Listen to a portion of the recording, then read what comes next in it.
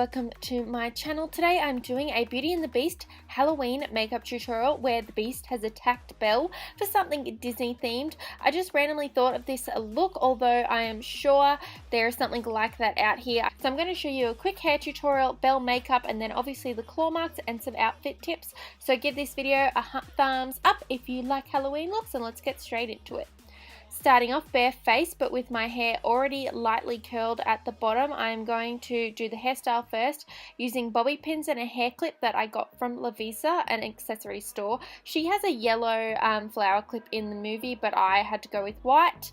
Then I'm teasing about a quarter of the top section of my hair on either side and keeping it in a middle part to start. And then I'm just combing through, and then I'm going to spray with some Tresemme hairspray to fluff it up and get some volume around that top part of my roots.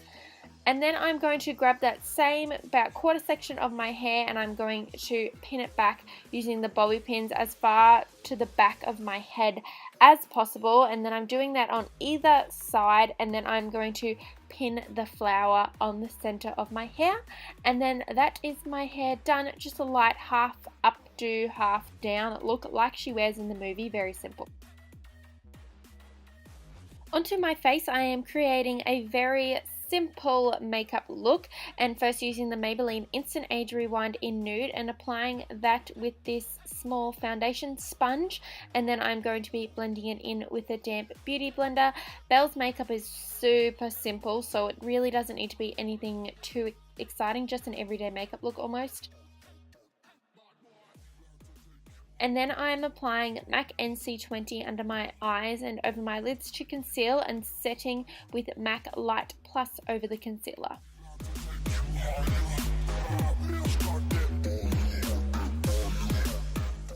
Then I'm using a big powder brush, patting MAC Medium Golden to set the rest of my face, just so I don't get any creasing. Then I'm going to do a really light contour using the Benefit Hoola bronzer as a really super light contour, as I mentioned, using the Sigma small contour brush and just going along my cheekbones. And then for some added color on my cheeks, I'm using the Coralista blush just to give it a light flushed look, I guess. Then I added a light wash of a natural tone from the Anastasia Modern Renaissance palette's most neutral crease color almost, but I'm applying that over my entire look just so I can get a little bit of definition so they don't look so bare, I guess. And then for mascara, I used the Lights Camera Lashes by Tarte, and then I went ahead and did my brows using the Benefit Precisley My Brow in the number 5, I think it is, off camera, and then I went ahead and put my xoBeauty lashes on, just a really nice light natural lash. For lips, I am using Maybelline Vivid Matte Liquid Lip in Rebel Red. I think it's the perfect red for this look. In the movie, Emma Watson wore a gold tree necklace, so I bought a cheap gold necklace from an accessory store to match, and obviously it's not exactly the same, it's round, but I just thought I would try anyway. And then I went with this yellow crop with a frill from Pretty Little Thing, as I thought it was a modern twist on the yellow dress, just because it does have the sleeves as well to match. You could add a skirt or some shorts to match. I've seen some other similar yellow dresses on Pretty Little Thing and Misguided if you'd like a dress. Now onto the gruesome part. I'm using the Nye Liquid Latex and putting it into a container and grabbing a black stippling sponge to start dabbing the product in straight lines along my cheek. I've just decided to go on my right side of my face. These are going in straight claw-like marks, and then I'm going to put it on my nose. Then I'm grabbing a tissue and pulling it apart. As you can see, it's quite a few layers. I think there's normally about 3 layers, so pulling it apart because you want it to be as thin as possible, or else the other layers will just flake off. And then as I have drawn two bigger ones and then a couple of smaller ones, and as you can see, I'm applying the tissue over the top of the liquid latex, then ripping the tissue off so that it wasn't hanging all over, just so that I could stick it on properly. And then I applied the latex over the top of the tissue again, and then I folded the edges over to keep those cuts nice and thin, and then the liquid latex again over the top, as I didn't want to put it over the entire side of my face. I kind of just wanted to restrict the latex and the tissue just to where the thin cuts were. I thought it would make it look a little more realistic.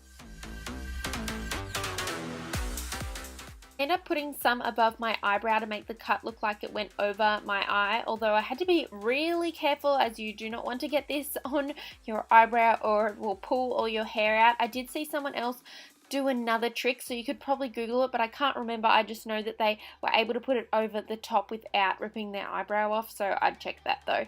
So then I ended up just doing that, just make it more realistic, and then I also ended up making the claw marks go down my neck just for some added effect. As you can tell, I was making this up as I went along, and I wasn't sure how the claw marks were going to look. It was kind of just a guessing game while I was doing it. Time to make the cuts using some very small scissors, which I normally use to cut my eyelashes, cutting up right through the middle of the tissue, obviously being very careful not to cut myself. Because they're pointed, I can sort of pull up the tissue as I cut and keep it and pull it away from the skin. I think I let the latex dry a little too much before I did this because it took me a while to cut through the center and it was a real struggle, as you can see. So I would actually recommend you doing it while it is still a little bit wet. Easier to cut, easier to peel away as well. Then I covered the tissue with some foundation that I used before, just to sort of blend it into my skin a little bit more.